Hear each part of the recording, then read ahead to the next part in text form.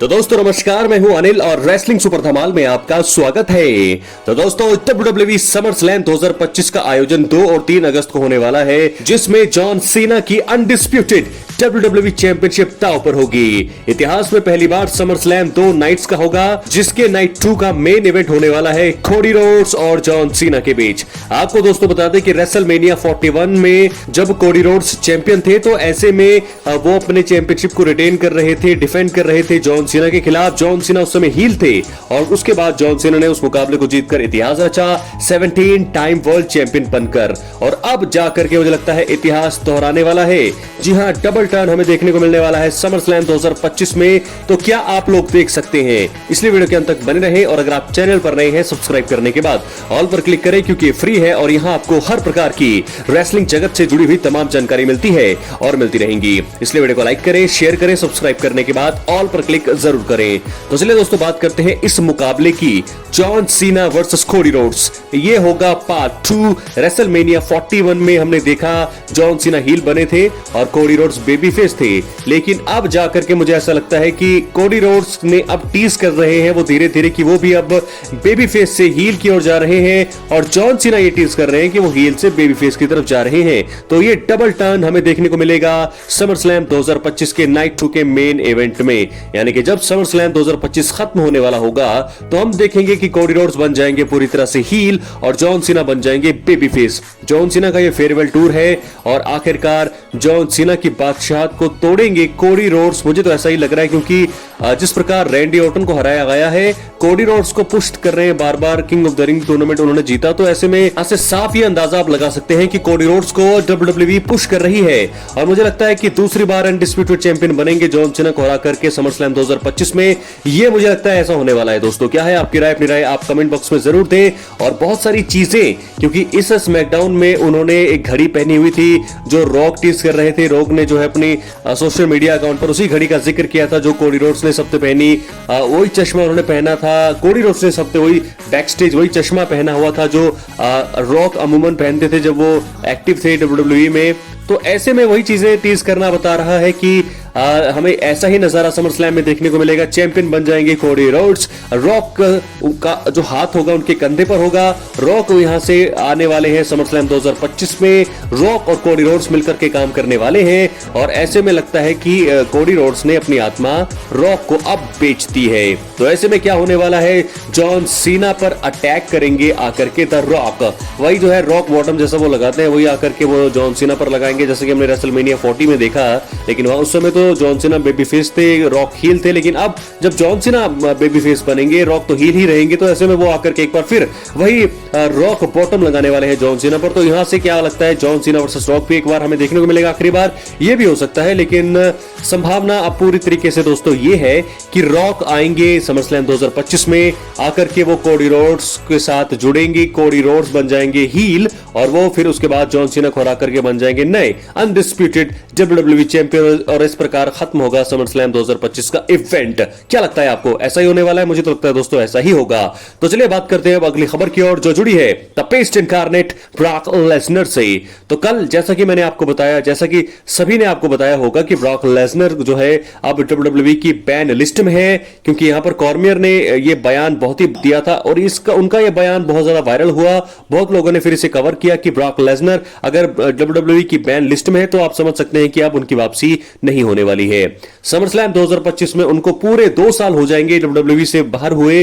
तो ऐसे में दोस्तों ब्रॉक लेसनर की वापसी, जो आप लोग अफवाहें अटकलें जो आप लोग सुन रहे थे, जो लगाई जा रही थी कि ब्रॉक लेसनर की वापसी होने वाली है, तो अब जाकर के अगर वो बैन है तो वो जो है बिल्कुल भी अब नहीं आने वाले WWE की दुनिया में। क्या लगता है आपको? अपनी राय कमेंट बॉक्स में जरूर दें। हालांकि दोस्तों ट्रिपल एच ने कुछ भी नहीं कहा इस बारे में, सिर्फ एक बार ही उन्होंने बयान दिया था रेसलमेनिया के टाइम पे। तो उन्होंने वो कहा था कि ये ब्रॉक लेसनर की मर्जी है, ब्रॉक लेसनर चाहेंगे तो वो आएंगे, क्योंकि वो कंपनी में बने हुए हैं। ऐसा कहना था यहां पर ट्रिपल एच का। लेकिन अगर उनका ऐसा कहना था, तो अब जाकर के कॉर्मियर ऐसा क्यों कह रहे हैं कि ब्रॉक लेसनर WWE की बैन लिस्ट में है? अगर वो बैन लिस्ट में है तो फिर वो कैसे कंपनी में बने हुए हैं? अपनी राय आप कमेंट बॉक्स में जरूर दें। तो क्या दोस्तों द बीस्ट ब्रॉक लेसनर की वापसी का सपना जो लोग देख रहे थे, क्या उनका ये सपना जो है अब टूट गया है? क्या लगता है आपको, क्या ब्रॉक लेसनर आएंगे वापस? मुझे तो दोस्तों अब बहुत ही ज्यादा मुश्किल लग रहा है।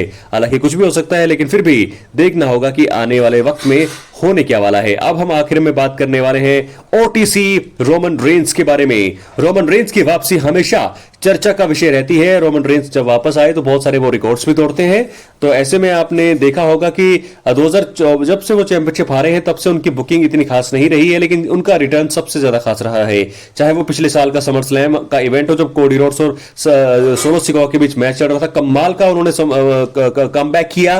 वहां से करोड़ों व्यूज आते हैं जब ये वापसी करते हैं, और बहुत सारे WWE को बहुत ज्यादा फायदा होता है व्यूज के मामले में, मर्चेंडाइज सेल्स के मामले में, बिजनेस के मामले में। और इस बार भी जब रोमन रेंस वापसी उन्होंने करी रॉ में, तब भी बहुत ज्यादा फायदा हुआ है यहां पर WWE को। तो उनका रिटर्न हमेशा से यादगार रहता है, क्योंकि उनका जो ऑरा है, रोमन रेंस ऑरा, वो हमेशा से दोस्तों यादगार रहता आया है और आता रहेगा। तो ऐसे में रोमन रेंस के बारे में बात कर लेते हैं, क्योंकि इस हफ्ते मंडे नाइट रॉ में वो आने वाले हैं। क्या वो ऐलान करेंगे ये तो वक्त बताएगा, लेकिन फिलहाल ऐसा कहा जा रहा है कि जो भी समर स्लैम 2025 में उनके सामने आने वाला है वो जीतेंगे उस मुकाबले को। क्योंकि दोस्तों आपको बता दें कि रिटर्न्स के बाद रोमन रेंस का पहला मुकाबला होगा। क्या वो जे उसो के साथ टीम बना करके ब्रॉन ब्रेकर ब्रॉन्सन रीड का सामना करेंगे, या फिर वो अकेले ही ब्रॉन ब्रेकर का सामना करेंगे सिंगल्स मुकाबले में? तो जो भी होगा इसमें तो मुझे ऐसा लगता है दोस्तों, सेथ रॉलिंस का आना तो इसमें बनता नहीं है। वो अगर आएंगे तो चैंपियनशिप मैच में ही आना उनका बनता है कैश इन करने के लिए। तो रोमन रेंस से तो वो दूर ही रहना चाहेंगे, ऐसा उन्होंने कहा भी रिसेंट इंटरव्यू में। तो मुझे लगता है कि रोमन रेंस समर स्लैम में उनका मुकाबला अगर टैग टीम होता है या सिंगल्स मुकाबला होता है तो वो तो जीतने वाले हैं इस मुकाबले को। कोई शक नहीं है कि उनको हार का सामना करना पड़ेगा, क्योंकि अगर ऐसा होता है तो बहुत ही बड़ी बेवकूफी होगी WWE की तरफ से। तो रोमन रेंस जीतेंगे अपने समर स्लैम मैच। और उसके बाद क्या होगा, समर स्लैम 2025 के बाद रोमन रेंस का प्लान क्या है, उसी के बारे में हम बात करने वाले हैं आज की इस वीडियो में। तो वीडियो के अंत तक बने रहे। चैनल पर नए सब्सक्राइब करने के बाद ऑल पर क्लिक जरूर करें। तो दोस्तों समर स्लैम 2025 में अगर वो ब्रॉन ब्रेकर के सामने आते हैं या एक टैग टीम मैच लड़ते हैं तो वो जीतने वाले हैं उस मैच को, आप कंफर्म मानिए। लेकिन रॉ में वो आएंगे, बात करेंगे अपने समर स्लैम मैच की। लेकिन मुझे ऐसा लगता है कि समर स्लैम 2025 के बाद वो अपने ब्लड लाइन में दोबारा लौटेंगे, यानी कि एक बार फिर वो उसी ब्लड लाइन का हिस्सा होंगे जिसके वो ओरिजिनल ट्राइबल चीफ रहे हैं। तो ऐसे में मुझे लगता है कि एक वाइसमैन की उनकी जरूरत होगी, जिसकी बात मैं कल कर चुका हूं कि रिकीशी आ सकते हैं उनके नए वाइसमैन बन करके, और वही जिमी उसो, जे उसो और सैमी ज़ेन जो है उनके साथ आएंगे, और जेकब फॉटो भी साथ होंगे। तो देखना होगा कि क्या होने वाला है। ब्लड लाइन वॉर गेम्स मुकाबला एक बार फिर हम देख सकते हैं सर्वाइवर सीरीज में। तो अगर रोमन रेंस, मुझे तो यही प्लान लगता है, क्योंकि माय फैमिली ट्री यानी कि सोलो सिकोआ की जो ब्लड लाइन है बहुत ही ज्यादा तगड़ी होती जा रही है, और ऐसे में एक या दो मेंबर मुझे लगता है और जुड़ने वाले हैं सोलो सिकोआ के ग्रुप में, क्योंकि ये जरूर WWE देख रही है कि blood line civil war games उनको कराना है। तो इस ब्लड लाइन की स्टोरी को एक बार फिर वो खींचेंगे, और एक बार फिर रोमन रेंस वहां पर नजर आएंगे और वो लड़ते हुए देखेंगे, हम देखेंगे लड़ते हुए ब्लड लाइन की स्टोरी लाइन में। तो क्या दोस्तों ऐसा होने वाला है? मुझे लगता है बिल्कुल ऐसा ही होने वाला है, ऐसा ही प्लान कर रही है WWE। क्या है आपकी राय? अपनी कमेंट बॉक्स में जरूर दें।